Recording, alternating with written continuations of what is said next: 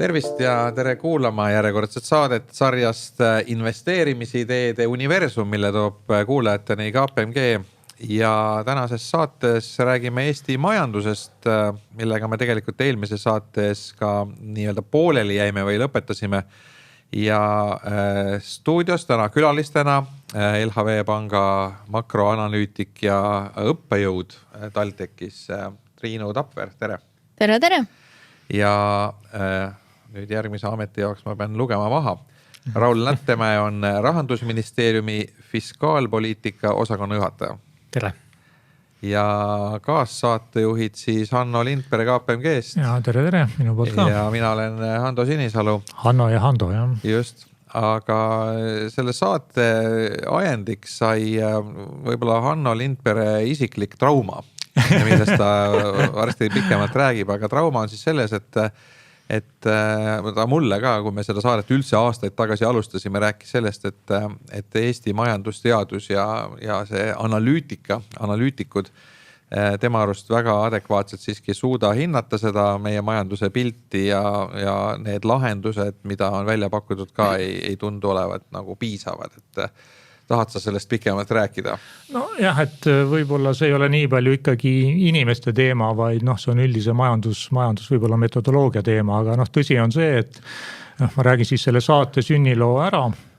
Oleme vist umbes 15 saade või midagi mälu järgi, ma arvan. Ja kus see saade nagu sündis, oligi nii, et ma olin ühes raadiosaates ühe Eesti suurima panga või suure panga analüütikuga ja ma tulin sealt kuidagi väga frustreerununa välja. Mitte sellepärast, et see oleks midagi valesti räägitud või et keegi oleks midagi muud öelnud, mida oleks pidanud ütlema, aga oli selline tunne, et ma olen sattunud võib-olla sellisesse majandusloengusse ja viimati minu need majandusloengud jäid eelmisesse sajandisse, et tekkisid siis naked gun'i küsimused, et mis mu nimi on ja mis sajandis me oleme ja kõik sellised asjad.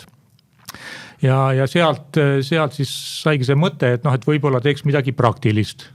Teeks saatesarja, mis räägiks midagi teistmoodi ja siis me Handoga mõtlesime ja esimese saate tegime milleski maalähedasest ja praktilisest ja tegime esimese saate kosmosest. Mäletad sa? Ja siis me rääkisime kunstist ja autodest, mis on tunduvalt maalähedasemad asjad ka. Aga jah, et kui siit edasi võtta, siis ma jään ka nagu mõtlema, et probleem ikkagi on pisut, et majandus kui selline peaks kajastama elu ja ühiskonda, minu arusaama kohaselt. Ja me räägime majandusteadusest, aga ma jään mõtlema, et võib-olla peaks üldse rääkima nagu majandusmetodoloogiast. Ja siis kui ma ütlesin metodoloogia, siis hommikul sa kuulsid siin kohe, et see on mütoloogia. Mütoloogia, et siis alustakski Triinust, eks ole, et mis see majandusteadus meil on, et kas peaks olema majandusteadus, majandusmetodoloogia või majandusmütoloogia. Et milline nendest siis olema peaks? Ma ütleks selle peale, et ma arvan, et olema peaks kõigi kombinatsioon, sellepärast, et kui me mõtlemegi päriselt metoodika versus siis see sama päris reaalmajandus pluss siis mingi väike mütoloogiline aspekt sinna juurde, siis ma arvangi, et see nagu paneb asja päris hästi paika, sellepärast, et metoodika on töötatud välja, seal on mingid kindlad majandusmudelid, on meil see Adam Smith, on meil keinianism, on meil neoklassikaline majandus. Need on mingid mudelid, mis on mingil ajahetkel tekkinud, tehtud selle parima teadmise juures. Siis me paneme sinna juurde selle reaalmajanduse, ehk siis mis nagu päriselt toimib ja minu arust see metodoloogiline aspekt seal juures võikski olla see, et kas me äkki metoodiliselt oleme maha jäänud. Et võib-olla see müstika selle asja juures, majanduse juures ongi see, et me mõõdame, me tegelikult tegutseme majanduses, aga võib-olla müstika on see, et kas me päriselt ka mõõdame seda, kuidas me tegutseme või siis võiks kuidagi paremini teha. Ma arvan, et teenused on seal üks väga hea näide tegelikult küll, et ise saate briefis tõite teenused välja, et teenused on seal juures, ma annaks väga hästi arutada, et kuidas seda mõõdetakse ja kas see päriselt on see, mida me majanduses mõõdame. Jah, et mind alati nagu hämmastab, et kõik viitavad Adam Smithile, aga selline Adam Smithi aegne ühiskond ja majandus olid ju väga teistsugused ja noh, kui veel rääkida, siis noh, visatakse tema üle nalja, et ta kunagi kodust väga palju väljas ei käinud. Ema tegi talle iga õhtu süüa, eks ole, selles mõttes tema nagu majandusest arusaam oli see, et tal oli iga õhtu oli nagu mingi praad nagu laua peal. No see on see nähtamatu kasu. Ja Pinfactory ta viksis ka väidetavalt maha, eks ole, toopis Diderot entsüklopeediast. Noh, et ma ei tea, Raul, sa tahad ka midagi täiendada, et mis su tunne on?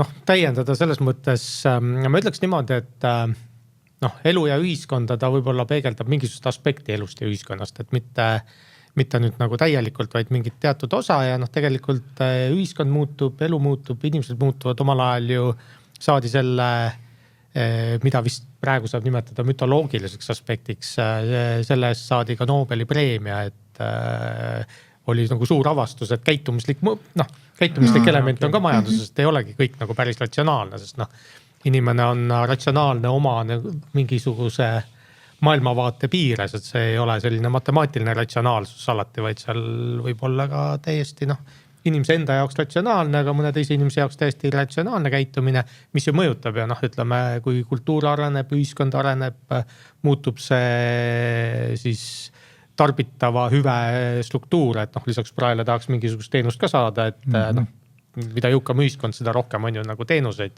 et tooteid ei jõua lõputult tarbida, et tahaks võib-olla mingisugust ägedat reisi, ma vaatan, siin on Costa Rica kleepekas, eks ju arvuti peal, et noh, need ju kõik mõjutavad ja need ka natuke mõjutavad neid seoseid, et Adam Smith ikkagi omal ajal ju noh, päris ammu tegi sellise suure üldise tähelepaneku, aga elu sõltub väga palju ka nüanssidest. Aga jah, ma ikkagi võtaks noh, veel praktilisemaks muutudes, et võtaks selle Eesti Statistikaametiga korra ette, et noh, üks küsimus on see, et kas me mõõdame õigeid asju. Noh, teine küsimus on see, et isegi kui me mõõdame, kas me suudame need õigesti mõõta, et noh, keegi saab aru, et noh, punkt 1, eks ole, seda sisemajanduse noh, kogutoodangut korrigeeritakse pidevalt, eks ole, üles allapoole, eks ole, siis on meil kõik need naljad Statistikaameti kohta, need inflatsioonid, et mis oli, eks ole, palgainflatsioon, mis oli 12, pärast oli välja 4. No see jääb ikkagi päris nagu kummaline kuidagi, et keegi tahab siin nagu... No ja siis lisaks juurde see tarbijate kindlustunne, mis on ka konjunktuuriinstituut ja tarbijate kindlustunne, mis tegelikult on selline pehmem näitaja, aga noh, ütleme, ka pehme näitaja puhul eeldaks võib-olla natukene mingisugust sellist struktuursemat lähenemist, et see kuidagi kõigub, ma saan aru, metodoloogia kõigub, kuidas seda mõõdetakse, aga need selgitused, kuidas seda tarbijate madalat kindlustunnet selgitatakse, eriti võrdluses meie lõunanaabritega, ega need ka väga usutavad ei tundu. Aga noh, ma võib-olla siis küsikski, et noh, et kas me peaksime ikkagi neid samu asju mõõtma ja kas me suudame neid mõõta? Et kas me peaksime üldse majandust mõõtma nii, nagu me teda täna mõõdame. See on minu arust selline küsimus, mida peale AI tulekut tekib igal pool aina rohkem, sellepärast, et võib-olla see tuleb tagasi sinna nii-öelda selle teenuste jutu juurde, mida ma mainisin, et kui me mõõdame teenuseid ja siis teenuste panust majandusse läbi näiteks tootlikkuse, siis võib-olla see, kui üks õpetaja õpetab 10 õpilast, annab mingisuguse tulemuse, nii 10 õpilast nüüd lõpetas, ma ei tea, keskkooli, lõpetas ülikooli, aga see, kui kvaliteetne see õpe oli, kuidas me seda mõõdame, et kas me saame seda majandusstatistikasse kuidagi panna või sinna SKP sisse niimoodi otseselt, võib-olla jah, 10 aasta pärast need samad õpilased on meil tööturul ja siis me näeme, et näed, oli kvaliteetne õpe, aga tegelikult see probleem ongi selles, et kui nüüd me mõõdame teenuseid ja nende panust majandusse, siis nii 10 õpilast lõpetas, okei, me saime mingi tootlikkuse, aga samas, kas 10 õpilast lõpetab 10 aasta pärast täiustatud kvaliteetsema programmi, kas see annab majandusse nagu tunduvalt palju mahtu juurde, et see ongi nagu sihuke huvitav küsimus ja kui nüüd AI hakkab meil siin seda nii-öelda asja kogu majandusstruktuuri võimalikult muutma, siis võib-olla tekibki selline olukord, kus AI kiirendab kuidagi seda õppe kvaliteeti või siis parandab kvaliteeti, aga samas metoodiliselt me oleme nii-öelda maha jäänud, me seda kvaliteeti ei mõõda ja majandusse nii-öelda see kogupanus tootlikkuse mõttes on ikkagi samamoodi, nagu ta oli 10 aastat tagasi. No ma siit kohe küsiks Rauli käest edasi, et noh, et üks teooria nagu on, et kui AI tuleb, siis kõrgharidust enam vaja pole ja ongi väga palju kulusid kokku hoitud, et olemegi riigieelarve probleemi ära lahendanud, et tõmbame ülikoolide eelarvet poole peale ja korras. Ma korra tulen selle mõõtmise juurde tagasi ja siis ma kommenteerin seda AI teemat, et minu meelest see on nagu natukene niimoodi, et sõltub millises nagu vahemikus või mis piires nagu asju mõõta, et kui siin oli juttu, et esimene saade oli kosmosest, ma siis nüüd tulen sinna teisele poole, eks ju, et elementaarsakeste juurde, et elementaarosakeste tasemel me ju kõik oleme kvargid, alumised kvargid, jah. No, see on see parim teadmine maailmast, et elementaarosakesed on just kui tõenäosuslikud, et sa ei saagi korraga nagu kõiki aspekte mõõta. Ja suur küsimus füüsikas lahendamata, eks ju, et kuidas see mikro-makro nagu makro kokku panna, et siin on sama küsimus, et ma vaatasin ka neid materjale, mis ette saadeti, et loomulikult väga nagu siuksel, me ei taha võõrsõnu väga kasutada, granulaarsel, väga detailsel tasemel hakata nagu vaatama, loomulikult igal inimesel oma individuaalne inflatsioon, aga üldises pildis mingisuguses vaates nagu see mõõtmine on kasulik, et see on nagu esimene aspekt. Teine asi on nagu see, et ega mulle väga meeldis, oli tegelikult, meil oli koolitus teenuspõhisest teenustele üleminekus, see on hästi moesõna, eks ju, et teenuspõhine juhtimine ja koolitaja väga minu meelest täpselt ütles, et asju saab kas mõõta või hinnata. Ja teenuse puhul ja kvaliteedi puhul, eks ju, seal on tihtipeale see, et ja ma ei tea, armastust, kas saab mõõta või saab hinnata, eks ju, et mõni asi võib-olla ei olegi olemuslikult päris lõpuni mõõdetav, aga sa saad mingisuguse tunnetuse kätte, need on need kindlustunde küsimused, et see on natukene, ta ei ole matemaatiliselt täpne, ta ilmselt isegi mingisuguses lineaarses seoses, kui sa paned need kuidagi kolmnurka, kus ta valemis võiks toimida, inimene ilmselt ei vasta ka päris lõpuni niimoodi konsistentselt. Kusjuures isegi meditsiinis mõõdetakse ju valu, et on ju hinnang, öeldakse, et kas see valu 10 palli skaalas valutab hammas 3 või 8. Jah, aga see on hinnang, eks ju. See on nagu hästi individuaalne. Et selles mõttes minu meelest alati ongi tark nagu mitte üritada selle kahuriga siis lasta nagu kõiki asju korraga, eks ju, et natukene siis astuda samm tagasi, et kas see mõõdab just seda asja, mida mul praegu vaja hinnata on, et võibolla ta on mingisuguses muus osas täpsem, aga ta nüüd minu individuaalset inflatsiooni või ma ei tea, kalamaja piirkonna inflatsiooni ei mõõda täpselt. Ma arvan, et seal on küll vahe, jah. Okei, Lasnamäe ja tekib idee Lasnamäe ja kalamaja inflatsiooni, eks ole. Aga me võime tulema selle ai juurde hiljem tagasi. Keskturu inflatsioon veel juurde. Aga üks moment veel, kui me räägime siin nii-öelda sellest aegtellist Adam Smithist alustades, siis tegelikult viimase kümnendi või natuke pikema aja jooksul on väga palju roheteemadega seotud majandusdiskussioone, seesama degrowth, eks ole, et kas kasv iga hinna eest ongi see asi, mille poole peaks püüdlema. Ehk et argument on siis see, et planeedi ressursid pole lõputud ja nüüd, kui kõik planeedil maa elavad inimesed tahaksid tarbida ja elada sama hästi, kui näiteks keskmiselt Euroopas või USAs inimesed elavad, et siis me ammendame ressursid ja elu muutub võimatuks, et tegelikult nagu see kasv kui selline ütleme siis ka selle majanduskasvu mõõtmine või selle etaloneks seadmine tegelikult on vale tee. No kuidas, mis see tsitaat on, mis Einsteinile omistati, eks ju, et see, kes usub lõputut eksponentsiaalset kasvu, peab olema kas hullumeelne või majandusteadlane. Ma ei tea, kas see vastab tõele või mitte, aga ma olen sellist tsitaati kuulnud, et kõlab tõenäoliselt.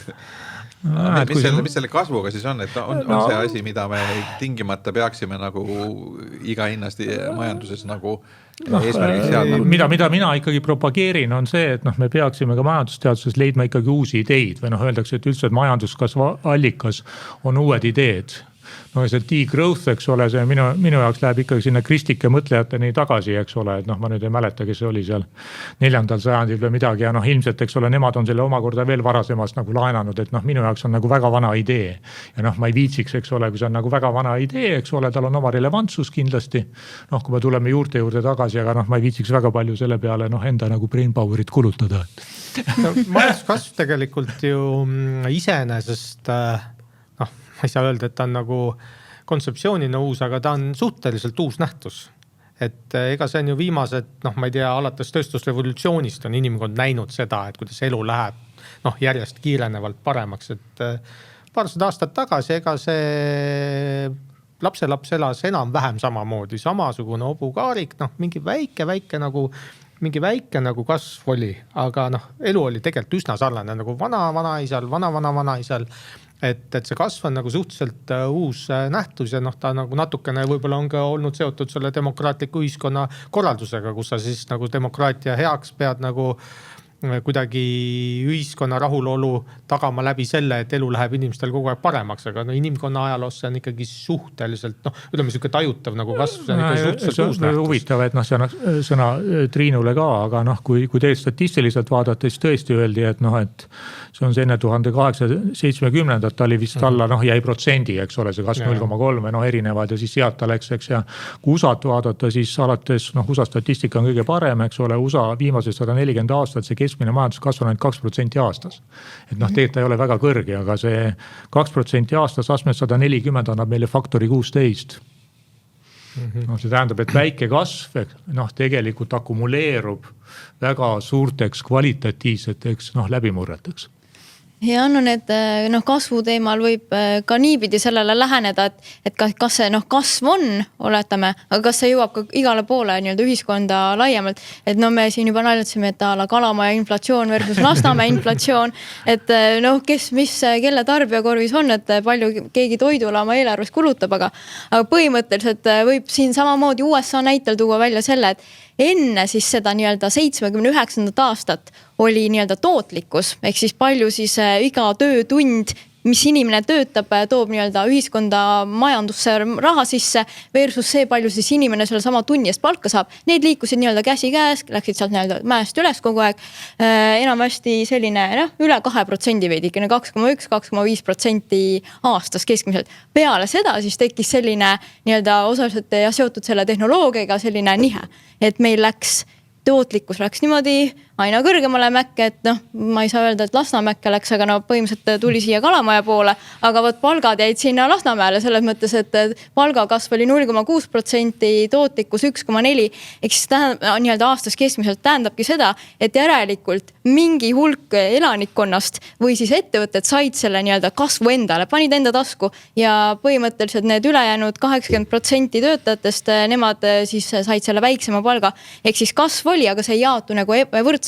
Ja nüüd tulles sinna AI juurde tagasi, et võib-olla me oleme jälle seal ühe murdepunkti juures, sellepärast et kui nüüd AI hakkab nii-öelda justkui teenuseid paremaks tegema, tootlikkus kasvatama, siis kes selle tootlikkuse kasvu ikkagi saab endale? Kas see olen mina? Kas see olete ka kõik teie? Kas see on ainult Sam Altman? Või on see hoopis terve ühiskond, et äkki Aafrika inimesed ka saavad lõpuks midagi sealt? No see on huvitav selles mõttes see ebavõrdsuse kasv, et tegelikult kui inimesed just nagu kellele võib-olla ei lähe nii hästi, loevad järjekordset raportit selle kohta, kui hästi meil läheb ja majandus jälle kasva, siis noh, see põhiarvutelu on see, et aga miks see minuni ei jõua, eks ole, et see kasv toimub nagu kuskil mujal universumis. Ja tegelikult USA on päris hea näide, et mina olen suhteliselt palju veetnud aega sellises kohas nagu West Virginia osariik, mis on üks ilmselt mingi tagantpool 3.-4. vaesuselt. Ja ütleme seal liikudes ta ikkagi pigem kohati meenutab sellist kolmandat maailma, et inimesed elavad nendes trailerparkides ja nagu kogu see nii-öelda meeleolu on ikka päris selline rusuv. Samal ajal, eks ole, kui sa vaatad USA, ma ei tea, keskmisi palku või majanduskasvu, et see peaks olema ikkagi nagu mingi üli edukas riik, aga see tegelikult jällegi kui sa lähed sinna üksikisiku või siis üksiku, ma ei tea, osariigi või linnajao tasemele, siis see ei paista üldse välja. No jah, aga see argument tegelikult ongi, et AI või vähemalt majanduslik argument on see, et AI peaks võrdsustama. No et AI, täna kus ebavõrdsus tekib, eks ole, selle ülemise otsa eest või programmeerijad, ütleme, et sellised avastajad, et nende eest makstakse premiumi. See on nagu väga hea küsimus, et miks ühiskond hindab Elon Muski maailma kõige rikkama inimesena. Vanasti see on olnud ju ajaloos, need on olnud kas kuningad või Musa või keegi selline, kes on olnud maailma kõige rikkam inimene. Tänapäeval me hindame Elon Muski, oleme andnud Elon Muskile teinud tast maailma kõige rikkama inimese. Ilmselt sellel on hea põhjus, aga nüüd jällegi väide on see, et AI tegelikult teeb meid võrdsemaks. Aga kes seda väidab, ma tahaks küsida? Kes seda väidab, kas seda väidab Sam Altman? Mina olen lugenud, et siin erinevatest kohtadest, et vähemalt artikleid ja majandusteadlasi öeldakse küll, et AI peaks võrdsustama just sellega, et ta võtab need kallimad palgad toob allapoole. ta on nagu selles mõttes, ühest küljest ta võib olla hea turundusväide, see, eks ju, selles mõttes, et no aga miks peaks nagu see AI ettevõte jagama seda tulu või heaolu või neid triljoneid, noh, tegelikult ei jõua vist sinna Lõuna-Aafrikassegi, kust Elon Musk pärit on, et noh, et see on nagu üks pool. Teine pool on see, et mida tegelikult AI teeb, on see, et ta selle harju keskmise taseme tõstab nagu päris kõrgele selle lati, et ta abistab seda harju keskmist järele ja noh, see, et sul nagu see üldkeskmine tase tõuseb igal pool päris palju kõrgemale, et see muidugi võib anda nagu päris korraliku tõuke. Jah, täpselt argument ongi see, et ta toob alt poolt üles ja ülevalt poolt alla, et me ei maksa, klassikaline näide on programmeerija, me tippprogrammeerijatel enam nii palju ei maksa, meil ei ole neid vaja tegelikult. Ma ühe nüansi tooks siia mängu, et ma olen olnud ka nende diskussioonide juures, kus siis nii-öelda maailma minu taolised siis rahandusministeeriumite, keskpankade sellised keskastme majandusteadlased, ma tegelikult nimetan ennast ka majandusteadlaseks, arutavad erinevatel teemadel ja päris huvitav paralleel oli internetiga, et oli ka .com boom, eks ju, kõik ostsid endale com lõpuga doomeneid ja tõesti andis ka mingisuguse boost'i, aga kui sa nüüd nagu täna kalkuleerid tagasi, mis see internet andnud on, et siis mõni kalkulatsioon ütleb, et see on olnud neto negatiivne efekt. Et ta andis hästi palju juurde, eks ju, aga ta andis juurde ka selle põlvkonna, kes on seal sotsiaalmeedias, kes ei suuda keskenduda, eks ju, kes on tegelikult tööturul juba nagu natukene nagu teistsuguse nagu sükse tähelepanu käitumisega. Et kõike seda kokku summeerites üle 30 aasta, et kas ta nüüd andis selle protsendipunkti nagu sellesse tootlikkusse juurde või andis vähem või andis nagu neto, et 0 kuni 1 vahel seda hinnatakse. Siin me jõuamegi nüüd mõõtmise teema juurde, see on nüüd päris oluline. Mul on ka see üks raamat, et Shocks, Crisis and Alarms. Ma näitan seda, et soovitan lugeda, see ütleb ka, et mida me sellest makromajandusest või statistikast järeldama peame. Ja et üks väide on ju tegelikult see, et kui me siis võtame statistiliselt, tõesti, kui me mõõdame midagi, siis on võib-olla, sul on täiesti õigus, et on olematu. Samas, kui me vaatame nende asjade kvaliteeti. Ongi nagu see, et ja siis argument on ju tegelikult see, et me ei suuda seda interneti mõju ja tehnoloogia kvaliteeti, seda, kuidas ta meie elu paremaks teinud, nagu mõõta. Et kui ma vaatan, mul siin enda laste pealt ka, mul noorem poiss on minu juures parasjagu ja aeg-ajalt mul õnnestub teda meelitada nagu malet mängima minuga, eks ole, et ma isegi ühe partii kaotasin, aga et eks ta vaatab sealt YouTube'is kogu aeg neid malevideosid. Sa küsid, et mis see siis on, et see on hoopis mingi teine ühiskond, eks ole, et me ei suuda, me jõuame siin algse argumendi juurde tagasi, et me ei suuda seda tehnoloogia mõju mõõta. Ja see pool ka veel, et võib-olla... Öeldakse, et tegelikult 1-2% GDP-st on mõõtmata kasvust. Et võib-olla ta üksinda võidab sealt selle, teeb sulle nii-öelda males ära, aga teiselt poolt, kas nagu agregeerituna, ehk siis tervikuna see majandus ka sellest kasu saab, on ju, et meil on internet. Et see on ka nagu minust eraldi küsimus, et üks on see nii-öelda indiviidi või ettevõtte tasand, teine on see nagu terviku majanduse tasand. Aga ma tulen sinna AI juurde tagasi korraks, et AI kasvatab võrdsust. Ma ei usu väga seda, et AI võrdsust kasvatab. Ma arvan, et see võrdsus... Meil on lõpuks diskussioon.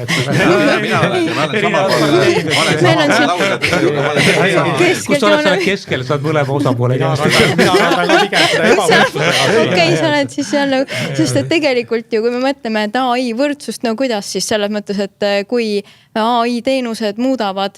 AI muudab mingeid teenuseid kogu aeg nii-öelda kiiremaks, paremaks, efektiivsemaks, meil ei lähe enam nii palju tööjõudu vaja, siis see tööjõud, variant 1, ta leiab endale uue rakenduse või variant 2, ta jääb töötuks, on ju. Okei, seal on veel variante, aga kõige lihtsamas mõttes.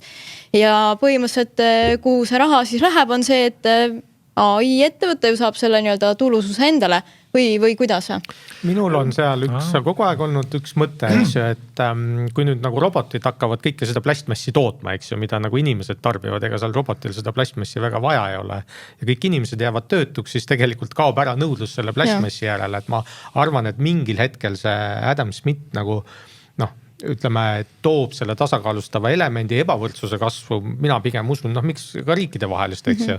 Et Ameerika, Hiina võistleb, eks ju, Euroopa seal midagi üritab, aga tegelikult sellised väiksed Eesti-sugused liigid, sa elu seeski ei suuda nagu isegi nii palju elektrit toota, et seda nagu tipptasemel seda AI-d ülal pidada, et see ka riikide vaheline ebavõrdsus võib suureneda. aga nüüd see Adam Smith hakkab nagu tagasi lööma, et keegi peab ju tarbima ka, ega see triljonäär ei saa triljonääriks ilma selleta, et tal ei ole tohutut nõudlust. Ja kui kõik raha on tema käes ja teistel ei ole nagu raha seda tema asja tarbida, siis ta kuidagi peab leidma mingi mehhanismi, eks ju, et kuidas ikkagi nagu see nõudlus, et noh, et see võib-olla või siis hoopis töötundide arv väheneb äkki. Väide on ikkagi see, et tekivad uued töökohad.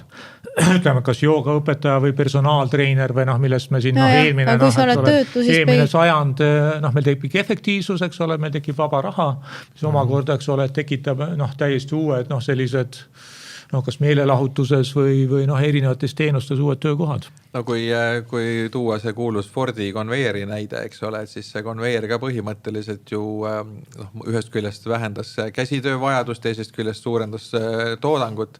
Aga mida see endaga kaasa tõi, oli see, et järjest rohkem inimesi sai endale autot lubada, sealhulgas Fordi enda tehase töötajad vist, kes olid esimesed kliendid, mis omakorda lõi täiesti uued tööstusharud nagu turism ja kõik see, et inimesed hakkasid ringi sõitma, motellide sööbima ja nii edasi, et tegelikult see efekt oli, võib-olla seda alguses ei osatud üldse ette ennustada, et see sellise efekti annab, et ilmselt see AI efekt on ka midagi sellist, mida me täna lihtsalt võib-olla ei kujutagi ette, kuidas see mõjutab kogu ühiskonda ja tekitab uusi nõudlusi, uusi ärivõimalusi ja tegelikult... Tegelikult me oleme ikka selle ju läbi käinud, et ma ei tea, kas veel 200 aastat tagasi, ma arvan 80-90% inimkonnast töötas põllumajanduses.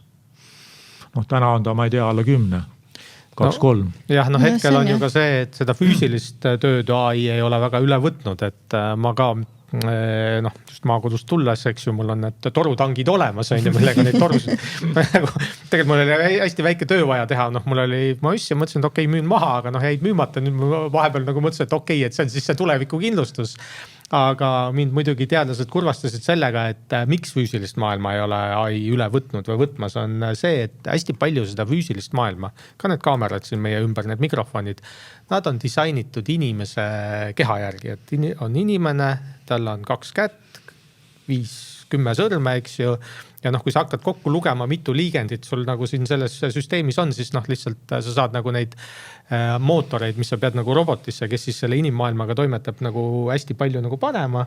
Et tegelikult küsimus on selles, et kas lahendatakse ära robot, kes siis on nagu inimese taoline või siis see torustik näeb hoopis teistsugune välja, et ega tal võib-olla ei olegi seda 60 mõtlevõtit ja sükest suurust vaja, mis oli nagu päris mõtlema panev, et tegelikult kumb mingil hetkel lahendatakse ära, et kas siis on see 50 liigendiga robot või on kogu see füüsiline maailm ka nagu ütleme niimoodi hoolduse mõttes hoopis teistsugune, sest selleks, et roboti jaoks oleks optimaalne mingisugust tootmisliini, kas või seda autot kokku panna, see on küll mehhaniseeritud, eks mingi asi võib hoopis teistsugune olla. Ma räägin selle hea väikse loo vahele, et Clarkson kirjutab ikka seal Timesis kolumnit ja ma iga päev alustan päeva nagu Timesi lugemisega. Ta kirjutas, et kui Hiinas oli see robotite võidujooks, mis võitis ja inimestega mingi robot, eks ole, siis ta vaatas ka seda ja seal peaaegu kõik robotid kukkusid ümber, kaasa arvatud see, kes võitis, kukkus ühel pöördel ümber ja siis ta aidati püsti, et tema arvates kõige naljakam asi, mida saab praegu teha, on vaadata, kuidas robotid ümber kukuvad. aga samal ajal see füüsiline, meil mõni episood tagasi me rääksime Salvesti omaniku Veljo Ipitsaga, kes ütles, et üks töö, mida täna ükski robot ära ei tee, on kurkide purki panemine. Et see on töö, mille jaoks ta peab palkama ja hooajal siis pensionäre appi, et nad purki topiks, kui robot ei suuda seda teha. No see on siis kõigile valgekraedele uus amet, on ju, et kui peaks AI töö ära võtma, et lähme Salvesti selle et päeval paned paar tundi kurki rohkem pole vaja, sest heaolu on nii hea ja siis selle purki panemise raha eest tarbid seda AI teenust. Muidugi selle ebavõrdsuse kasvu puhul, et on ajaloos ju olnud, milleni see viib, et kui see ebavõrdsus läheb liiga suureks, siis rahvas läheb tänavatele, tekib revolutsiooniline olukord, eks ole. Et mingis mõttes on see ka oht, et kui tekib see klass AI, siis triljonäre või triljardäre ja siis mingi hulk inimesi samas West Virginias või Lasnamäel jääb sinna vaesuse lõksu ja see lõhe veelgi suureneb. Et siis ilmselt ühel hetkel... Vot see on jälle selline keeruline nagu teema, mis minu arvates käsitletakse lihtsustatult, eks ole, küsida, miks Musk või need teised inimesed, enamus need on börsiettevõtete omanikud ju. Miks nad on rikkad, eks ole, rikkad on nad sellepärast, et on nõudlus nende aktsiate järele. mis tähendab, et meil on ikkagi väga suur finantskapitalism, eks ole, kes seda peamiselt ostavad, eks ole, et ostavad pensionifondid, noh, meie enda, eks ole, teise ja kolmanda samba pensionifondid, mis teevad kõiki töötajaid tegelikult nagu rikkamaks, et noh, me saame sellest nagu osa, et noh, kelle on tõesti see, et kui sa oled seal USAs mingi poollegaalne immigrant, eks ole, ja sul pole neid pensionifonde või noh, midagi taolist. Et no mis see põhjus on ju tegelikult see, et noh, meil on nõudlus nende finantsinstrumentide järele. Mitte need, et nad tingimata noh, nii palju väärt oleksid, kõik ütlevad, et nad on ülehinnatud, aga miks nad nii kallid on see, et noh, nõudlus on. Seal on muidugi nüüd tulles natuke selle originaalteema juurde tagasi, et ega selles nõudluses on ju ka hästi palju määramatust, et midagi juhtub ja tegelikult sealt aktsiaturult võib hajuda triljoneid, et mäletan väga, kuidas tuli see DeepSeek Hiina esimene mudel ja siis noh, ma ei tea, triljon või palju sealt kukkus siis nendest aktsiatest ja kuidagi juhuslikult sattusin, see oli mingi lõõp või nali, eks ju, sattusime proovima, et noh, et mida siis see Hiina AI arvab mingisuguse eestlase kohta, et küsisime seal sõprade või kellegi kohta.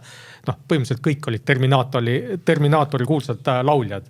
Et ma küll nagu pärast ammustasin läbi, et noh, vastaski, eks ju, siis vaatad, et huvitav, et nagu see AI, eks ju, et ma küsin ise enda kohta ja et Raul Lättemäe kuulus Terminaatori laulja, tattara, eks ju, mis noh, loomulikult ei vasta tõele.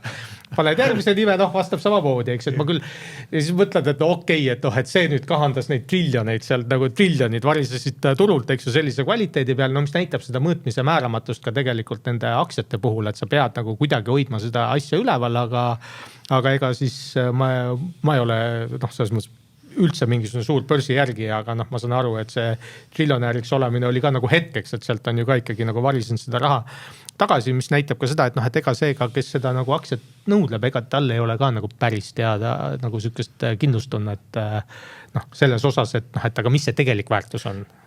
Aga võtaks võib-olla hakkaks seda mõõtmise plokki kokku võtma, siis me jõuame sellise Eesti ploki juurde natuke rohkem, et mis meist nagu saab, et selline klassikaline küsimus, aga et võib-olla see küsimus on siis sõnastada küsimus niipidi, et kas on näha mingeid uusi ideid, et noh, kuidas saaks seda punkt 1 mõõtmist parandada ja punkt 1 ja punkt 2, et uusi mõõdikuid, kas on mingeid uusi mõõdikuid? Ma siia täiendan, et noh, kui ettevõtete tulemuslikkust mõõdetakse, siis balanced scorecard mudel, eks ole, mis hakkas arvesse võtma lisaks finantsnäitajatele ka pehmeid asju, klientide rahulolu ja töötajate rahulolu ja mis seal kõik võib olla, eks ole.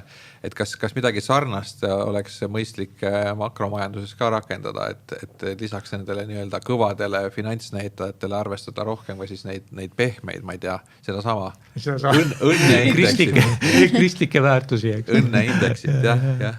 No nende õnneindeksitega minu arust ongi see teema, et me ei saaks seda nagu siis Eestina üksi teha, selles mõttes, et kui meie majandust hakataks mõõtma koostöös raha pluss siis nii-öelda see õnn, siis me oleksime siin mingi erand, on ju, me ei saaks ikkagi ennast võrrelda, et selles mõttes see peaks mingisugune nihe olema ikkagi globaalne, aga ma praegu natuke ikkagi kahtlen selles osas, et õnne kuidagi integreeritakse sinna majanduse sisse või siis sellesse, et kas hinnad kasvavad, et kas me nüüd oleme juba õnnelikud, et see kvaliteet läks ülesse, aga hinnad ikkagi kasvasid, et noh, see nüanss oli ka juures, et ütleme, et hinnad kasvavad 10%, aga kvaliteet paranes 20%, aga kas me oleme nüüd üliõnnelikud, et hinnad on kallid? Näiteks või tervelt elatud aastad, et need on ju suhteliselt ikkagi selgelt mõõdetavad asjad. Need on selgelt mõõdetavad jah, et siis aga samas see on keskmine eluiga, siis sa pärast toodi majandusse tagasi. Aga noh, tegelikult karmi statistika osas on ka ju ettepanekuid, et noh, mida on öeldud, et näiteks SKP asemel võiks mõõta üldse noh, nagu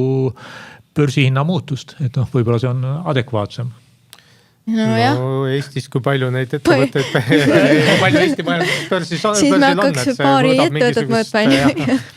Üksikut aspekti. Konkreetsetest asjadest öelda, et noh, et SKP võib-olla, et noh, võib-olla see on täpsem, et noh, kui palju ühiskond sai rikkamaks. No ma ütleksin nagu 3 asja, et esiteks minu meelest OECD on vähemalt nagu 15-20 aastat tegelikult tegelenud sellega, et kuidagi nagu seda noh, kas SKP-d just, aga noh, ütleme mingisugust sükest nagu paremat indikaatorit leida, mis nagu neid kvaliteedi aspekte arvesse võtaks. Noh, aga me veel, noh, olgugi, et 15-20 aastat on tehtud tööd selle nimel, eks ju, noh, tegelikult me ju ei kasuta mingit alternatiivset indeksit, mis näitab seda, et sellise võrreldava rahvusvahelise indeksi tegemine on hästi keeruline. Ja tulles nüüd nagu meie Statistikaameti ja statistikute juurde, siis noh, tegelikult see on ju nende igapäevaelu, et noh, et see kvaliteedi komponendi kadu, eks ju, noh. või see kvaliteedikomponendi juurde tulek, et kuidas seda hinnata, et see on nagu see Statistikaametite igapäevatöö, kuidas seda teha, aga samas nagu siin ka kõlas, eks ju, et see on ikkagi nagu rahvusvaheline kontekst, sa ei saa nagu ühe riigina hakata mõõtma asju teistmoodi, sest sul on vaja seda riikide vahelist võrreldavust mingite otsuste ja mingite aga on näha, et midagi võiks muutuda või paneme samamoodi järgmised 20 aastat edasi või? Statistika puhul. Statistika, et kas meil on midagi? Tegelikult minu meelest Eesti Statistikaamet on ikkagi mõnedes asjades väga eesrindlik ja innovatiivne, et tegelikult ju selle aasta alguses kokkuleppel kaubanduskettidega, eks ju, tegelikult mõõdetakse toiduainete hinda juba põhimõtteliselt sa võtad nagu oled kokkuleppel kaubanduskeskustega, eks ju, võtad nende statistika, eks ju, et sa nagu tegelikult autoriseerid. Nii lihtne, et võtad, see on ju kõik olemas. Kas andmed ongi kõik? Selliseid asju tehakse ja kus me oleme tegelikult väga erandlik riik, on riigirahanduse statistika, et Eesti minu suureks üllatuseks või meie kõigi üllatuseks oli niimoodi, et umbes 5 aastat tagasi me ise kutsusime IMF-i hindama nagu meie riigirahanduse fiskaalset läbipaistvust. Neil on oma metoodika, nad olid umbes 15 riiki hinnanud selleks hetkeks, valdavalt jõukad arenenud riigid ja nad pinnisid nagu meid päris kõvasti, sellepärast, et nad lihtsalt ei uskunud seda, mis meile oli teisipidi uskumatu, et meie Eesti riigis keskselt tegelikult teame nagu kõike riigirahanduse kohta. Meil oli nagu 100% kattuvus valitsussektori kohta, mis oli nagu minu jaoks täiesti loogiline, aga tuleb siis välja, et kuna riik on ka kirju, eks ju, sinna arvatakse ettevõtteid valitsussektorisse ja nii edasi, eks ju, et sihukest 100% kattuvust, et sa keskselt kõike nagu tegelikult niimoodi raamatupidamislikus täpsuses tead, et seda ei olnud mitte kuskil. Nad esimest korda andsid nagu maksimumpunktid riigile, eks ju. Ja seal oli väga ägedaid, sihukesed meist oluliselt jõukamaid riike, eks ju, kes olid saanud, oli ikka mingi 80% või 95% või ikka mingisugune ala mingi ettevõtte. Mida sa siis ütled, et sisuliselt, et superarvuti suudaks meile teha 100% täpsusega andmed? Ja nüüd meie Statistikaaameti taak natukene on ja ma näen, et sealt tekib küsimusi, mida ei ole maailmas lahendatud, on see, et meie Statistikaamet kasutab seda raamatupidamise andmestikku riigirahanduse statistika hindamiseks. Enamikes riikides on see kuidagi natukene küsitluspõhine, et sa küsid mingisugust agentuurilt, ülikoolilt mingisuguse, ma ei tea, kas ta täidab küsitluslehe või mis iganes, eks ju, et tegelikult ei ole võimalik, et sa seal sobrad, eks ju, põhimõtteliselt bilansis raamatupidamises, eks. Ja sealt tekib nagu see, et tegelikult tekib hästi palju täpsustavaid küsimusi ka hiljem. Et hakkad vaatama ja sul on, ega see maailm ei ole päris niimoodi, et raamatupidamislik arvestus, statistiline arvestus ja näiteks kaitseinvesteeringute puhul, eks on NATO arvestus või Euroopa statistika arvestus, et mis on kaitseinvesteerimise hetkel ta nagu investeeringuks arvatakse, see erineb. Ja siis sa nagu vaatad neid ja sa tead rohkem detaile, kui enamik riike teab, eks ju, sul tekib küsimus, sa tahad seda ümber klassifitseerida ja ma olen nagu natukene näinud seda kimbatust kõrvalt, et siis küsitakse nagu Eurostatilt, mis ma siis nüüd nagu tegema pean. Eurostatil ei ole ka nagu ütleb, et huvitav, et tegelikult enamik riike nagu seda ei näe nii detailselt, aga kui ta seda teate, te peaksite selle korrigeerima. Ja see tekitab mingisuguse nagu teistsuguse töövoo, mida ma nagu näen, et tegelikult massandmetega hakkab nagu juurde tulema, et sa saad nagu rohkem andmeid, sa saad nagu mingis mõttes nagu detailsemad andmed. Ja sealt hakkab tekkima seda, et aga see tegelikult võib olla mingi muu nähtus, see on mingi muu nähtus ja see mulle tundub ei ole maailma kontekstis lõpuni lahendatud, kuidas massandmetest. Meil vist Eesti Maksuamet kunagi ütles, et tavai, laske kõik oma, eks ole, et kassa või kõik need oma raha käib, eks ole, et meie juurest nagu läbi, eks ole, nad saad ligipääsu pangakontodele, et kui me nüüd ütleme, et meil on superarvuti, siis tegelikult meil oleks ju 100% täpne statistika või? Minu arust selliseid AI kasutusel, suurandme kasutusel majandusindikaatoreid on tegelikult ju alternatiivseid tekkinud küll, et isegi USA majanduskasvu mõõdetakse läbi mingisuguse, mitte nagu päris ametliku statistikas, aga on olemas neid nii-öelda alternatiive, kus näidatakse USA majandustsükli indeksit, mis on siis nii-öelda AI põhine, mis kasutab suurandmeid ja selliseid, nii palju, kui on võimalik sinna nagu üksikusse nii-öelda minna. Ta annab suurema kasvu või? No ta annab nagu sellise ettevaatava kasvu, et kuhu me siis nagu nii-öelda minemas oleme, et kas meil on see nii-öelda oht, et me saatume langusesse või me oleme paigal praegu või siis hakkame minema nii-öelda kasvuteele. Et selles mõttes selliseid asju nagu tekib aga samas ma ei ütleks seda, et see muudaks kuidagi praegu meie majanduse meetodit või seda, kuidas me muudame nagu seda kontseptuaalselt. et raha versus heaolu. Ma arvan, et seda heaolu ikkagi ei saa, et nii kaua, kuni keegi meile kiipi pähe ei pane ja siis ei hakka meie tundeid nii-öelda mõõtma. Must paneb ju. Väidetavalt on juba ikka mitmel peas. No jah, võib-olla mitmel on, aga no see ei ole. Et no ütleme, et kui laias, ütleme 80% elanikkonnast maailmas seda kiipi veel peas ei ole ja meie tundeid ei mõõdeta, et siis on seda ikkagi suhteliselt raske sinna heaolu, sinna SKP-sse nagu sisse panna. Nojah, muidugi ma juhatan võib-olla järgmise teema sisse, aga selle teema lõpetuseks, et ega mida rohkem meil on teenuseid, mida rohkem meil on vaimset tööd, ma just loen ühte uute raamatut Secure, mis ütleb, et tegelikult aju energia tarbimist ei saa suurendada. Ja see prefrontal cortex, ma ei tea, mis eesti keeles on, et mis tegeleb sellise abstraktse mõtlemise, planeerimise ja sellega, seal on ikkagi ööpäevas väga piiratud maht. Ja mida rohkem me surume, eks ole, sinna tegelikult vaimsesse ja teenustesse, seda mõnes mõttes võib-olla õnnetumad me tegelikult oleme. Et see tänapäeva ühiskond muudab meid pigem nagu õnnetumaks. Mida rohkem me telefoni ekraani scrollime, seda rohkem me seda aju energiat ära kulutame ilmselt. Täpselt, et sa ei saa ajust rohkem verd ja seda läbi lasta ja pea ta ei lähe sul nagu suuremaks, eks ole, sul on see vastas, aga võtame nüüd järgmine teema on meil Eestist, et mis ikkagi Eestis saab, et sissejuhatus siis selline, et tegelikult meil on ikkagi päris hästi läinud. Et alati võib olla kriitiline ja nii edasi, aga väga selge, et me oleme selline edukas riik. Ja üks tänase podcasti mõtted oli ka siis Rauli artikkel ERR-is, kus sa siis kirjutad, et ma tsiteerin siit ühe tsiteeri, jah. Raul on kirjutanud siis niimoodi, et klisseed ja lihtsustused meid enam ei aita, vaid lükkavad edasi lahenduste otsimist, tehes olukorda hullemaks. Vaja on ausalt tunnistada, et olukord on halb.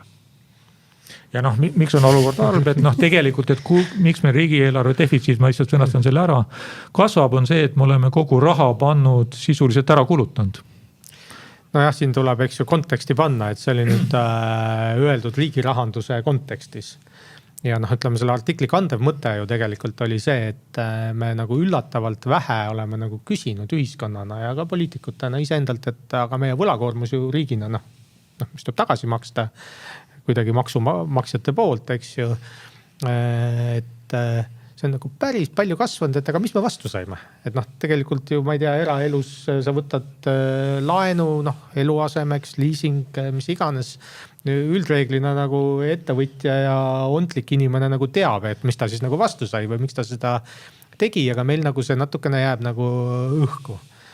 Ja nüüd seal nagu selline alakontekst oli nagu see, et kui vaadata debatti ja tegelikult mõistan, et poliitikutel on väga raske debatti pidada rahanduse üle, sest ja maksude üle ja eelarve üle, sest tegelikult ka meie enda põhiseadus ju, olgugi, et ta nüüd räägib ainult rahvahääletust ehk referendumist, ütleb, et aga maksuküsimusi tegelikult referendumile panna ei saa, sellepärast, et sa saad vastuse, mis tegelikult ei võimalda sul, sa pead riigi kinni panema, sellepärast, et ega keegi tegelikult ju makse väga maksta ei taha. See natuke, on niimoodi, paratamatult õiget juttu räägida. See kontseptsioon ju laieneb ka tegelikult Riigikogu valimistele, see laieneb sellele, millega poliitika on populaarne või mitte. Ja mingis mõttes nagu see õnnelik periood, kus meil oli sellisest madalast tasemest tulenev siuke konvergents, kasvame nominaalselt välja asjadest, mis võimaldas tegeleda muude asjadega, et see õnnelik foon natukene on nagu läbi saanud, et me ka ju oma elatustasemelt oleme, ma ei tea, jõudnud üsna kaugele, et reaalselt tulemust on vaja hakata näitama selleks, et kasv edasi läheks.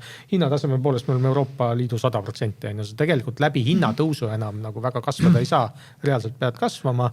Ja need küsimused muutuvadki valusamaks ja natukene võib-olla kurb on ka kõrvalt vaadata, et tegelikult oleme pidanud ennast kuidagi nagu eriliseks, aga kõik arenenud riigid on jõudnud nende küsimusteni. Täpselt, et kui siis küsida, et millisesse mudelisse me läheme, et üks on selline riigikapitalism Prantsuse moodi, teine oleks siis võib-olla midagi nagu Rootsi mudel, et Rootsi on tegelikult ennast ikkagi väga palju reforminud.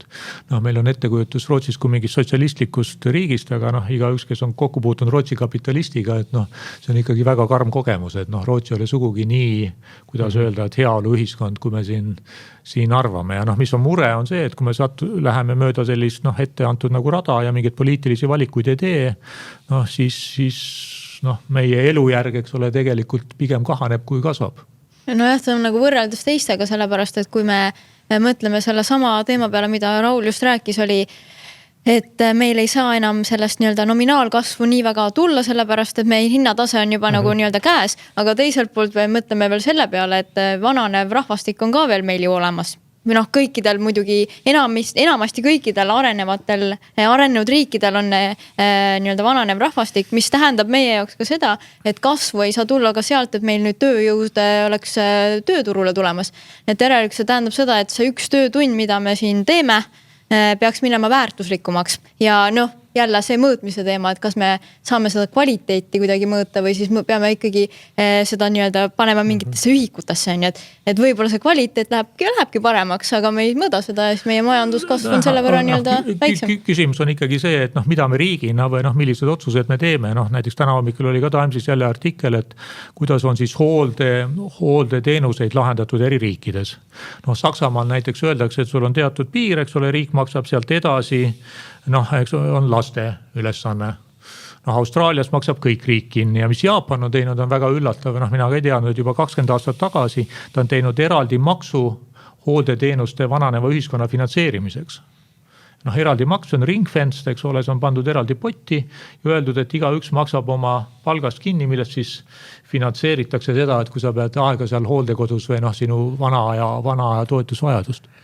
No ma arvan, et ja seda... tegelikult riikides on väga erinevad lahendused ja noh, mul on tunne, et noh, et ikkagi, et ma siin ikkagi natuke utsitan, et noh, me võiks Eestis ka, et noh, minu arusaam on ikkagi see, et me oleme selline innovatiivne väike riik, eks ole, kes pigem teeb asju, mitte ei lohise järel. Ja, et üsnäga Hanno üleskutse on, et mõtleme innovaatilisi uusi makse välja, et erinevaid kulutusi tulevikus. Ei ole mina nii öelnud, ei ole. Ma võib-olla ei peaks pakkuma mu lõõbing, full disclaimer, et tegelikult et tegelikult ju kulud on tõusnud sotsiaalvaldkonnas ja tervishoius päris palju.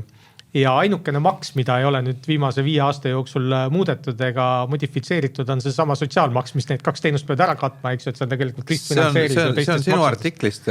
Mulle ka ausalt öeldes, ma ei olnud selle peale niimoodi mõelnud, aga kui sa siin kirjutad sellest, et kuhu see meie eelarve kulude kasv põhiliselt läheb, et siin räägitakse riigisektori kuludest ja automaksust ja nii edasi, et need on nagu tühised numbrid võrreldes selle tervishoiu ja kaitsekuludega, aga tervishoid eriti, eks ole. No tervishoid ja haridus olen minu arvates. Jah, tervishoid ja haridus. Ja see on tegelikult õige, et selle üle nagu debatti on suhteliselt vähe, et väga lihtne on öelda, et laseme mingist ministeeriumist 10 ametnikku lahti, et võidame natuke raha.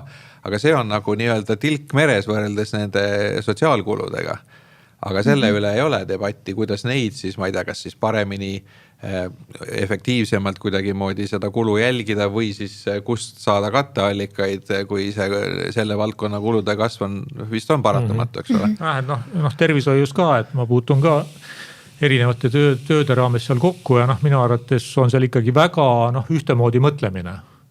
Noh, ja ikkagi väga selgelt vaenatakse nagu erasektorit ja ega erasektor ei ole mingi selline, kuidas öelda, ingel või midagi taolist, aga miks erasektorit on vaja?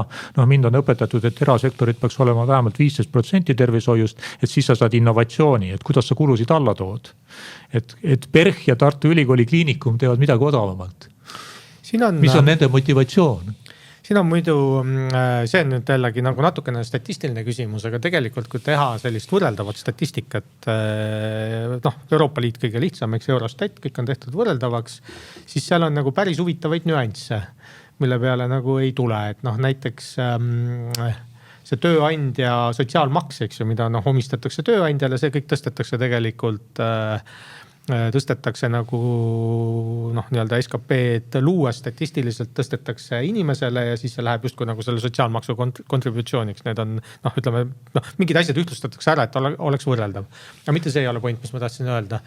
Üks esimeselt nagu välja tuli oli see, et ja loomulikult see on natukene nagu matemaatiline trikk, et mis pidi sa hakkad nagu tagasi lahutama neid kulusid. Aga kui sa esimese kuluna võtad maha sotsiaalkulud ja võtad maha sellise mõiste, et on rahalised sotsiaalsiirded ehk need pensionid ja võtad mitterahalise sotsiaalsiirde. Mitterahaline sotsiaalsiire kõlab selline kantseliitlik mõiste, aga see on tegelikult just see sama tervishoiuteenus, see on see haridusteenus, see on see hoolekandeteenus ja sealt tuli päris mitu huvitavat asja välja. Me tegelikult paar aastat tagasi, meil on ka selle kohta analüütiline materjal kodulehel, et see lahutustehe määrab ära tegelikult riigi maksukoormuse suuruse. Pärast seda, eks ju, need kollektiivsed kulud, kaitsele, tänava valgustusteed, need on vahet ei ole, kas sa võtad Hollandi, mis see järeldus siis oli, eks ole? Esimene järeldus oli see, et see tegelikult, palju sa sinna sotsiaalkuludesse paned, et see määrab ära. Kas me paneme siis palju või vähe? Me oleme hakanud rohkem panema ja Euroopaga võrreldes me paneme tegelikult vähe ja meil ongi see Euroopa benchmark seal kõrval, eks ju, mis nagu surub. Aga see nagu määrab ära tegelikult selle, et mida sa maksudena pead küsima, sest ega sa muud moodi seda ei finantseerime, võib-olla natuke tegeleme enesepettusega, see oli esimene asi. Teine asi, eks ju, mida mina ei teadvustanud, eks ju, Rootsi eripära. Rootsis domineerib mitterahaline sotsiaalsiire, ehk et ega rootslane ei anna tegelikult oma sotsiaalsüsteemis mitte inimesele niivõrd nagu raha kätte, vaid ta pakub neid teenuseid, hoolekandeteenus, nii edasi. Holland on ja vaatad, et Hollandis on nagu riigisektor justkui väga väike, et töötajaskond on suhteliselt väike, majandamiskulud suhteliselt väikesed, osakaal on SKP-s vist väiksem kui Eestis. See on selle pärast, et tal on see kulu ikka. Ta ostab seda tulult, ta ostab haridusteenuse tulult, eks ju, ta tegelikult valitsuse kulu poolest on ikka seal mitterahalises sotsiaalsiirdes. Et sa seal saad ka veel mängida, et palju sa toodad ise, palju mitte. Mis oli Hollandi eripära ja Saksamaa ka, kus oli päris suur sisseostuteenus, oli see, et nendel oli eranditult kõige suurem nagu see halduskulu, ehk et sa näed seda tegelikult, sa suudad seal statistikast panna näpu peale, et okei, sa ostad turult sisse, aga siis sa pead majandama kõikide nende hangetega, et see nagu teiselt poolt, et summa summarum väga vahet ei ole, mis mudeliga. Aga kui me siit edasi vaatame, et on tegelikult kaks väga suurt tulevikku ennustavat mudelit. Üks on, mida mina kutsun Seichani mudeliks, kes ütleb, et me ei suuda neid sotsiaalkulutusi enam finantseerida. Kohe me kukume 19. sajandisse, et Dickensi võlavanglad tulevad kõik tagasi. Teine on see, et mis pärineb eelmise aasta Jackson Hole'ist, seal oli üks majandusanalüütik Straub, kes kirjutas, et USA kannatab välja 250–500% võlga SKT-st tänu nõudlusele. Et lihtsalt midagi muud ei ole nagu osta. Et meil on kaks väga ühte kaks stsenaariumit. Üks ütleb, et laename rõõmsalt edasi, mitte midagi ei juhtu. Teine on see, et me kohe enam ei suuda seda sotsiaalsüsteemi finantseerida. Ma pakun kolmanda stsenaariumiga kohe välja, et kui me vaatame, jällegi see on see teenused ja tooted, eks ole, et me täna ostame, kui meil on vaja odavat toodet, eks ole, et me leiame maailmast koha, kui me tahame osta odavat T-särki, me ostame selle Bangladeshist või kuskilt sealt, eks ole. Nüüd teenused tegelikult ei ole maailmaturul, et täna süsteem ju eeldab seda, et kui ma vajan tervishoiuteenust, ma lähen oma koduriiki seda nii-öelda haigekassa või tervisekassa finantseeritud või määratud hinnakirja järgi ostma siis, eks ole. Aga kui see liberaliseerida, et kui täna, eks ole, see raha oleks minu käes ja ma ostaksin parima pakkumise turult, et leiaks Bangladeshist kõige soodsama südameoperatsiooni pakkuja ja ostaks selle teenuse sealt näiteks. Haridusega sama lugu, eks ole. Et võibolla ma leian mõnest odavamast riigist väga hea hariduse pakkuja ja ma viin selle raha sinna. Ehk et kas ei oleks nagu lahendus see turg nii-öelda vabaks lasta? Aga alustaks Triinust, et Triinus ei. Ei, ma ei tea, kas sellest just nagu nii-öelda võtan kinni sinu sellest jutust, et Bangladeshist või siis kuskilt osta see kõige odavam tervishoiuteenus. Ma arvan, et seal tuleb nagu sisse riigi roll kui selline tasakaalustaja või nii-öelda nagu lapsehoidja, et selles mõttes ta peab tagama, et tema võib, mitte ei pea, aga võiks tagada, et tema nagu nii-öelda kodanikud on siis terved ja saavad seda nii-öelda kvaliteetsemat teenust, mitte sellepärast, et see riik oleks nüüd selline püha jumalaima taevas, vaid sellepärast, et tal oleks need kodanikud võimalikult pikalt ja siis pärast, ma ei tea, pensionieas 70-aastasena sa võib-olla saaksid ka tööturul osaneda ja siis maksutulu riigile toota, et võib-olla seal on hoopis see teema, et riik peaks hoidma seda teenuse kvaliteedi taset siiski piisavalt heana, et siis kindlustada see, et tööjõud riigis tulevikus ka säilib. Aga miks ma peaksin olema loll ja minema ostma ebakvaliteetset teenust, mis mu ära tapab kuskilt Bangladeshist, et kui mul on tegelikult ma ju muid tooteid, nagu ma selle T-särki ka ikka vaatan kvaliteeti, vaatan, kas ta nagu venib ja kõik ja siis ostan selle. Aga ma ikkagi Triinu käest küsiks selle oma küsimusega lõpuni, et kas me peaksime nii väga üldse selle riigivõla pärast muretsema? Praegu Eesti võib-olla nii palju isegi veel ei pea, aga aina enam võib-olla peab, aga samas siin tekib nagu selline nagu tunne juba, et tegelikult meie võib-olla oleme tegelikult need järeljooksikud, sest et maailma trende seavad ikkagi nagu suuremad regioonid. Et kui me vaatame USA peale, siis USA riigivõlg 6% SKT-st on praegu paneb iga aasta. Aga samas on seal ka Föderaalreserv, kes pidevalt neid riigi võlakirjasi nii-öelda ostab, on ju, et selle mõttes tekib nagu selline sisemine surve sealtpoolt, et kui USA saab sellise nii-öelda kõrge tasemega, ütleme siis toime tulla tänu sellele, et Föderaalreservil on pidev survest neid riigi võlakirjasi tagasi osta, tekitab lõpuks muidugi see inflatsiooni, aga lõpuks tuleb nagu tagasi sinna, taandub, et võib-olla see riigivõlg ei lähegi nii kõrgeks, sellepärast et vahepeal inflatsioon taandab selle nii-öelda suht ära. Ma nüüd vastan nii Bangladeshi T-särgi kui riigivõla. Bangladeshi. Need on ühendatud arumad, see on sama küsimus. Vastus on tegelikult sarnane, sest ega maailm on ju viimased 10 aastat liikunud tegelikult pigem nagu globaliseerumisele vastassuunas. Ja seal on üks selge julgeoleku poliitiline küsimus, on, et kui su kõik arstid on Bangladeshis ja siis toimub midagi julgeolekuga, mida me ei tahaks, et juhtuks, on, siis kas sa siit Eestist saad sinna Bangladeshi nagu neid inimesi toimetada või mitte, et sa mingisuguse võimeks pead olema ja tegelikult see on nagu selle riigivõla nagu suurem probleem, et loomulikult taseme mõttes ta on meil suhteliselt madal. Me emiteerime seda euros, euro on sarnaselt dollarile siiski üks oluline maailma valuuta, on, et meil ei ole nagu taseme küsimus, meil on selle kiire kasvutempo küsimus ja mingil hetkel ütleme mingis nagu halvas julgeoleku situatsioonis sa ei taha olla selles olukorras, et sa pead tegelema kõige muu kõrval ka sellega, et sa nagu kuskilt täiendavalt kogu aeg otsid neid rahastajaid, et ega riikidel on tavaliselt riigivõlaga ikkagi tekkinud probleem mitte tingimata taseme pärast, vaid selle pärast, et see tase nagu kasvab hästi kiiresti ja see nagu kuidagi ei saa nagu sinna rajale ja siis tekib ühel hetkel küsimus, et sa nüüd kuidagi eksponentsiaalselt kasvavalt nagu laenad, et kuidas sa selle tagasi maksad. Et ega need reitingu kaotused ja need probleemid võlakirjaturul pigem tekivad selle kiire kasvu tõttu. Ja tulles tagasi, et natukene on see julgeoleku küsimus, eks ju, mis on, ta on majanduslikule optimaalsusele vastu, eks ju, see nearshoring või kuidas öeldakse, aga mingid kriitilised võimekused võiksid riigis säilida juba puhtalt selle pärast, et võib-olla sul, ma ei tea, logistika ei toimi alati, eks. Võlakirjad ei ole julgeolekurisk, ma mõtlen seda, et Aafrikas me näeme seda, et Hiina, eks ole, annab Aafrika riikidele muudkui raha peale ja tekivad meeletud sõltuvused, et piltlikult öelda. Korra muidugi lähen ütlen vahele, et Hiina delegatsioon oli vist kusagile Keeniasse või kusagile sõitnud ja siis tahtnud raha tagasi saada. Ja siis need keenialased nüüd lauadega kõva häälega naerma hakanud.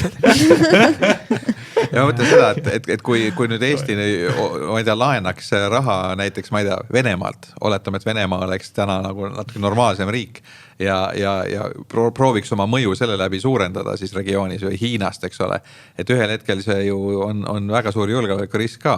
See on nagu kahtepidi, et võlakiri versus nagu laen, et järelturul, eks ju, ütleme niimoodi, et sa tegelikult oma tingimustel annad selle võlakirja ära, sa saad selle raha kätte ja järelturul ta liigub ükskõik kelle kätte, et ma arvan, et seal võlakirja omaniku võimalus nagu pigistada on natukene teissugune, kui nagu puhtalt laenuandja puhul, küll on nagu refinantseerimise küsimus on, et kuhu sa siis nagu mingil hetkel nagu lähed refinantseerima, kui sul mingil hetkel hakatakse vaatama, et kuule oot, eks ju, et kus sa asud, eks ju, mis su seisukord on, kuidas on, pigem tulevad riskid kuskilt sealt. Ma küsiks siis edasi, et mul on siin üks raamat ka kaasas, see on selle aasta raamat Pradhan ja Goodhart, nimi Unancod Central Banker. Ja raamatu argument on lühidalt öeldes selline, et lisaks riigi maksusüsteemile, et keskpangad ka on muutunud riigi käepikenduseks. Et kui me nüüd keskpangad paneme riigi kapitalismile juurde, kogu selle võlasüsteemi ja selle, siis kogu majandus on tegelikult riikide käes. Läbi laias laastus keskpankade, kuna keskpangad ostavad, et meil on tekkinud selline nähtamatu nagu käepikendus, et see on hoopis teissugune nagu majandussüsteem. Ja et siis kui selline süsteem on, siis viitaks nagu sellele, et siis tuleb selle süsteemiga kaasas käia, et laske aga võlga välja ja senikaua kuni kõik laenavad, et laename meie ka. Teoorias ei tohiks olla käepikendus, aga praktikas ikkagi ostetakse riigi võlakirju tagasi aga ma ei tea isegi seda, et kas nüüd selle kohta nagu midagi nagu vastu väita või siis poolt öelda, et kas nüüd see, et keskpank on nüüd riigi käepikendus või ei ole, et kohati jääb mulje, et natuke ikkagi on. Ma ütleks kõigepealt, ma juba tegelikult neid materjale vaadates mõtlesin, et riigikapitalism, et kapitalism ei ole päris õige sõna, sellepärast et kui riik kulutab eelkõige nagu sotsiaalsiiretele, siis sellel on nagu kapitalismiga vähe pistmist, eks ju, et küll riigi suurusega, et kuidagi nagu unustatakse võib-olla nagu ära, et mis väärtust pakub see keskpank või mis väärtust see riik pakub, et riik tegelikult ju loob selle süsteemi mingisuguse raamistiku, mille sees me saame koostööd teha, eks ju. Et ilma selle keskpangata, orava nahaga sa võib-olla väga kaugele ei jõuaks ja see on nagu see, eks ju, mis on olnud selle nagu riigi roll, et sa lood mingisuguse küll võib-olla seaduste rägastiku, mingisuguse raamistiku, mis võimaldab täiesti tundmatutel inimestel teha omavahelisi tehinguid, kaubelda, kokku leppida, sest nad teavad, et mingid reeglid kehtivad, mis on jõustatud nagu kaugemalt ja nüüd nagu see keskpank loomulikult on ju riigi institutsioon, nagu riik emiteerib raha, eks ju, et aga käepikendus, sõltub, mis see tähendab, väide on see, et kui USAs öeldakse ka, et keskpank on sõltumatus, öeldakse, et ajalooliselt tegelikult ei ole olnud. Et see sõltumatus on ikkagi väga selline illusoorne asi. Sõltumatus ju tekkis selle eest, Küdland ja Prescott said ka, nii nagu see behavioral economicsi eest sai Kahnemann, eks ju, Oskari said, Küdland ja Prescott said ikkagi ju Nobeli preemia tõestades ära, miks on vajalik keskpankade sõltumatus ja see on seotud selle ka tegelikult nafta hinna tõusuga 70-ndatel, kus siis valitsusele tundus, et aga tekitaks natuke inflatsiooni, mingis mõttes hanitaks, see vist on Lõuna-Eesti sõna, eks ju, et hanitaks natukene need turud ära selleks, et tööpuudus oleks väiksem ja mingil hetkel erasektor sai aru, et neid nagu natuke hanitatakse, ammustas selle läbi ja tegelikult seda tulu nagu sellest inflatsioonist ei olnud. Et keskpangad ikkagi reeglina on sõltumatud ja meelega sõltumatud selleks, et teda nüüd nagu päris poliitika instrumendiks ei saaks nagu selles mõttes kasutada, et me nüüd tekitame inflatsiooni selleks, et vähendada tööpuudust, mida Donald Trump võib-olla survestades üritab midagi sellist saavutada, aga reeglina nad on ikkagi nagu iseseisvad. Kui nüüd tasapisi hakata kokkuvõttele lähenema, et seesama riigikapitalismist või riigi rollist rääkides, et mida Eesti riik teie arvates peaks tegema selleks, et majanduskasvu ergutada, et madalamatest maksudest, maksude alandamisest, et ettevõtjad räägivad, et küll oleks tore, kui oleks vähem makse, siis oleks nagu parem äri ajada, aga nagu sina ka Raul kirjutasid, et ilmselt ühiskonna ootused on sellised, et makse alandada väga võimalik ei ole, aga mis see riigi roll on, et kuidas, mida peaks riik tegema teie arvates?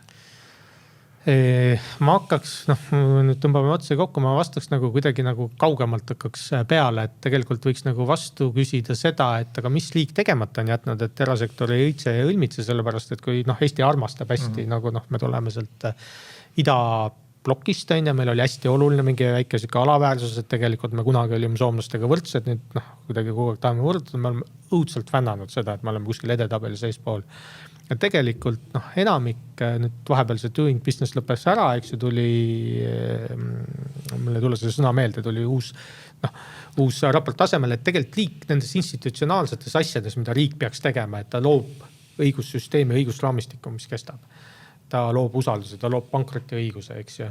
Et selles osas Eesti on valdavalt hästi kõrges tipus on ja kui nüüd kõrvutada, panna see korrelatsiooni meie nagu elatustasemega, siis millegi pärast nagu erasektor ei ole suutnud seda ära kasutada, et kas siis nagu mõõdetakse mingit aspekti riigist, mis on veel oluline, on üks küsimus või teine, et lihtsalt erasektor ei suuda seda potentsiaali ära kasutada, et see on nagu üks pool ja teine pool, eks ju, mis on nagu minu meelest päris huvitav on see, et sõltub jälle nüüd küsimustikest ja meil oli siin nagu ka statistikast juttu, et kui ettevõtjalt küsida, mis tema nagu tootmist piirab, siis Eestis valdavalt öeldakse, et nõudlus piirab.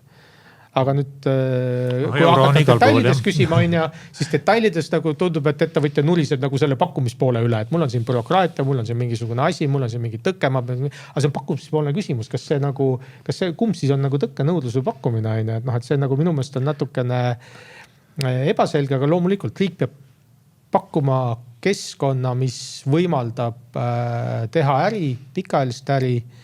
Võib-olla ühe mõtte lisan siia juurde, see mind ülikooli ajal hästi kõnetas 90ndate keskel ja lõpus. Et tundus kuidagi kummaline, et aga miks me nii aeglaselt jõuame jõukatele riikide järgi, et miks see aega võtab.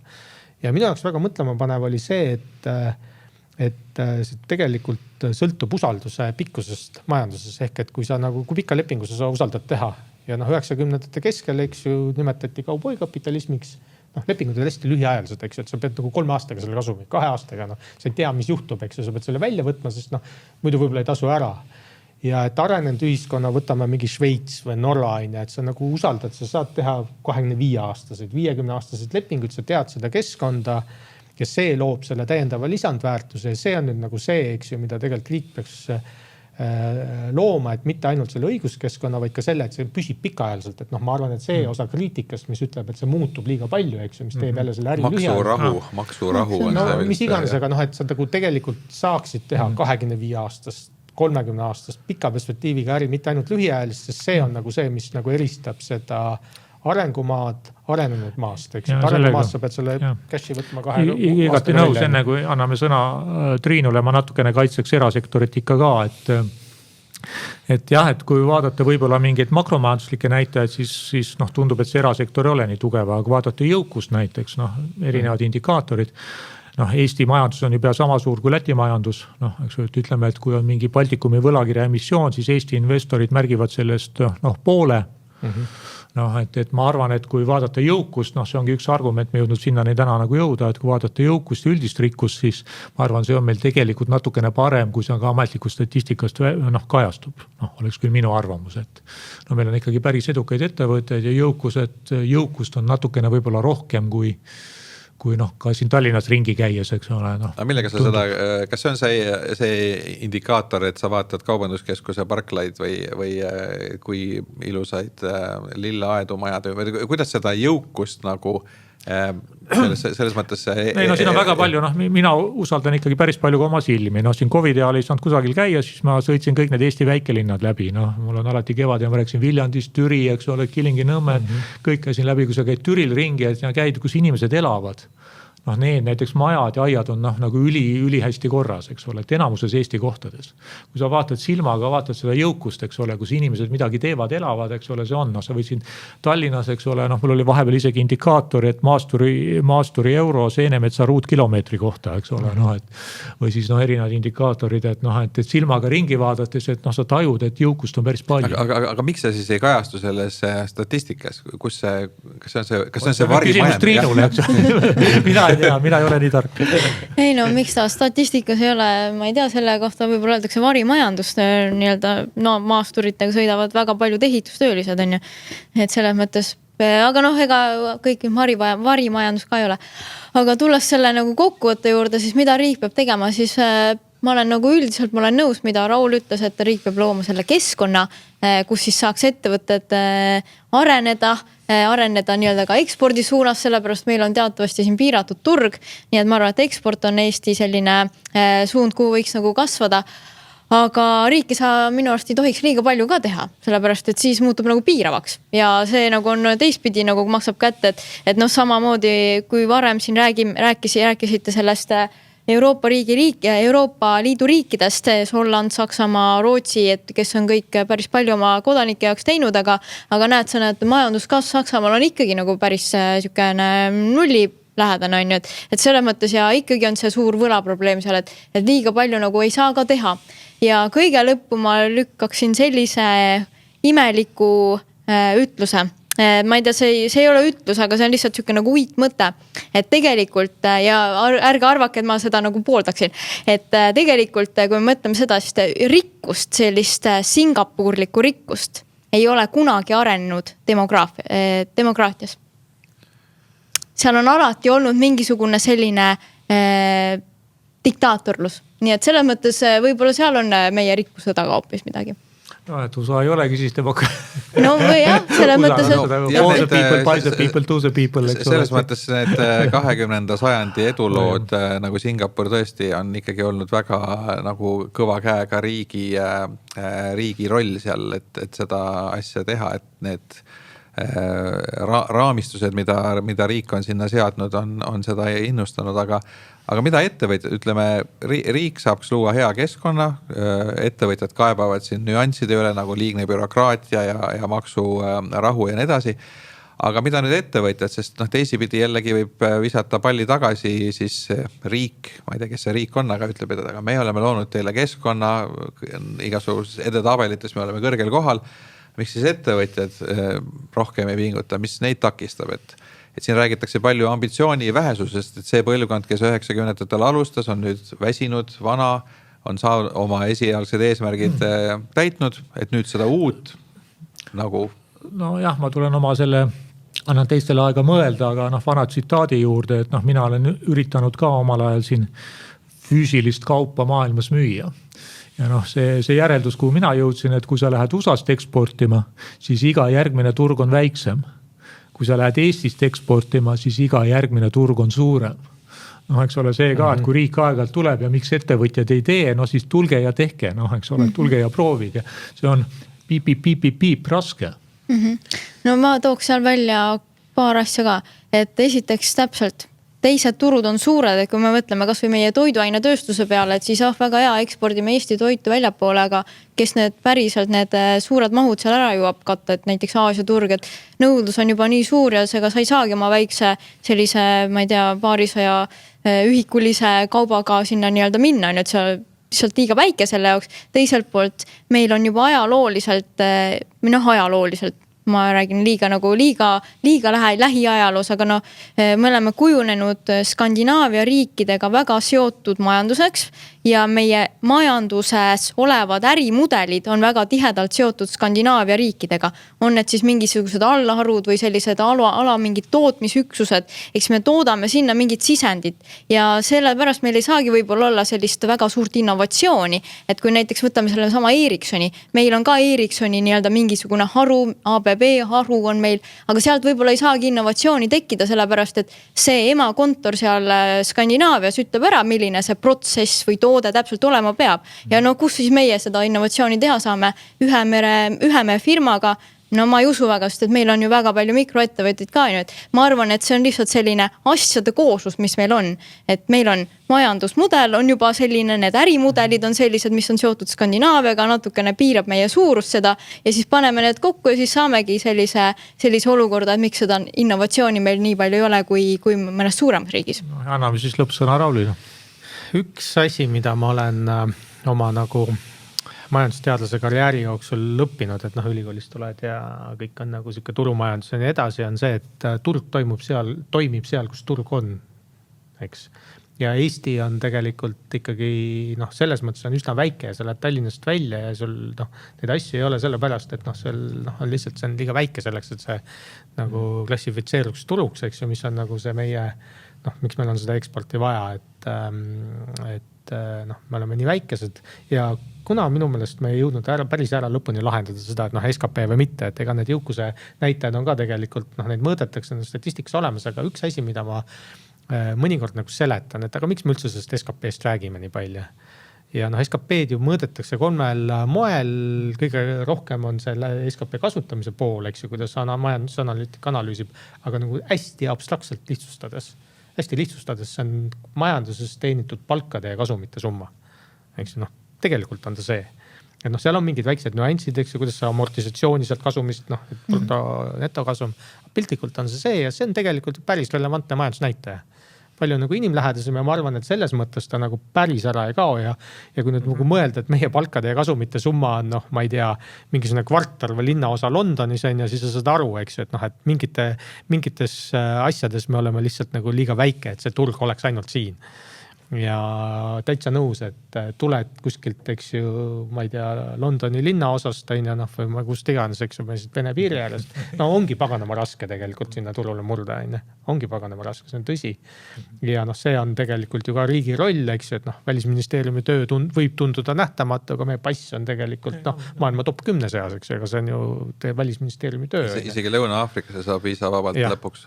Mis on see, et sa tegelikult saad sinna turule minna, et ja ega ka riigi poolt selliseid asju on üsna raske tegelikult ju teha, et sa oled väike riik väiksest kohast, aga milleks mul sinuga viisavabadus?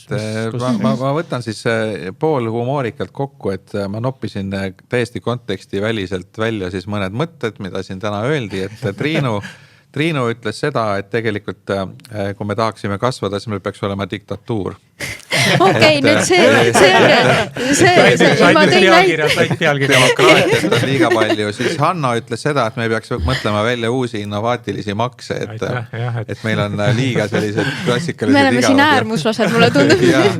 ja Raul ütles seda, et riik on omalt poolt kõik teinud juba, et nüüd on ettevõtjate kord ka selles ideaalses keskkonnas näidata enda tugevust, et kui te nüüd tahate teada, kas tõesti niimoodi ka räägiti siin saates, et siis kuulake üle veel, et siin oli mõtted nii palju, et tasub mitu korda kuulata, et aitäh, stuudios olid Triinu Tapver LHV-st, Raul Lattemägi Rahandusministeeriumist ja kaassaatejuhid Hanno Lindpere KPMG-st ja Hando Sinisalu ja täname kuulajaid. Aitäh. Aitäh.